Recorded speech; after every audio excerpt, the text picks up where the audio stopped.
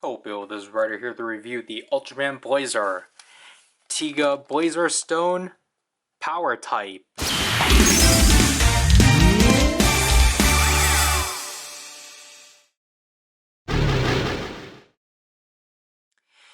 Yeah, that's how the Blazar Stones format the names. It's literally just Tiga Stone and then just Power Type, or they just have the form. So they, which is interesting, definitely. So then it doesn't become like the Tiga Power Type Blazar Stone. I actually kind of do like that convention, but yeah. This is our first apparel exclusive Blazar Stone, to which they didn't really advertise, because I've already shared this story a lot of times of just the fact I saw this thing on Mercari via buy for like $15, and obviously I didn't bother translating the I didn't bother translating it. I just saw it from like a faraway picture, and I was like, why are they releasing Tiga Multitype as an individual release, and kind of just skipped over it. It wasn't until a week later I saw a Japanese toy reviewer actually cover this thing and basically gave out all the details about the fact that it's an apparel exclusive and the fact that it's power type. So I was like, well, shoot, I could have shot my way into getting this crystal a lot more earlier, but I at least have it now, and it's in the traditional apparel packaging and such, and basically the same pamphlet of the Blazar stones and such. So yeah, let's just get it out. So here we have the stone out of its packaging, to which there's just not much talk about this one. It's just... Wait, I just realized is... No, Belial's still purple. But, yeah. If we literally just compare this with the Tiga multi-type stone, it's literally just... It's the same exact thing, which I can't blame them for because it's accurate. It's just the same cover, or it's the same, lower portion, just in red. It's just in a tin of red now. At least it's different, because as you can see from here, this one is B049, so we will get the proper sounds, but it's just yeah, this is just... What are we supposed to get out of this? So within the Blazar brace...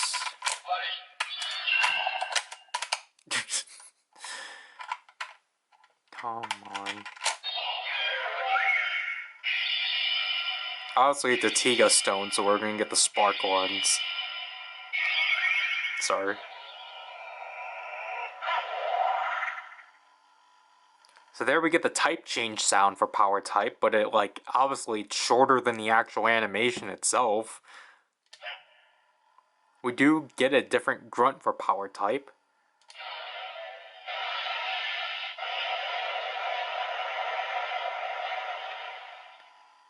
And he actually has his own finisher.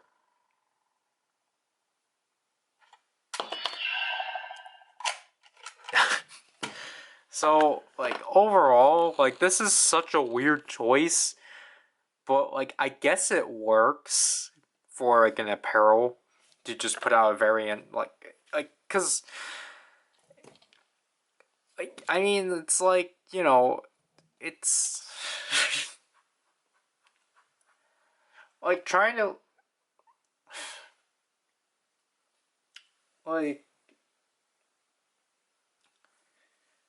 with the dimension cards.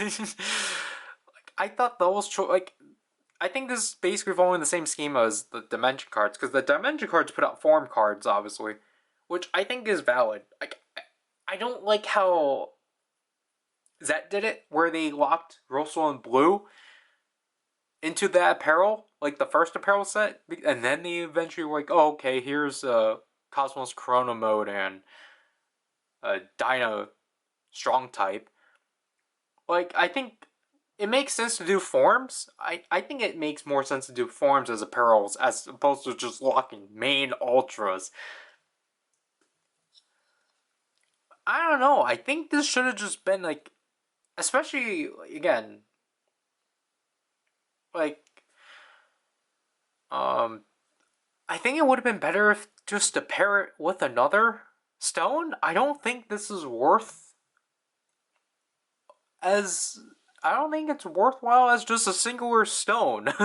Like, the good thing at least is that the power type actually does do things. It does more than what traditional Ultra Stones do. Like, it's not just like it actually has a unique animation, even though it's just carried over from Tiga, like Tiga's like animation set, and the two sounds are at least unique.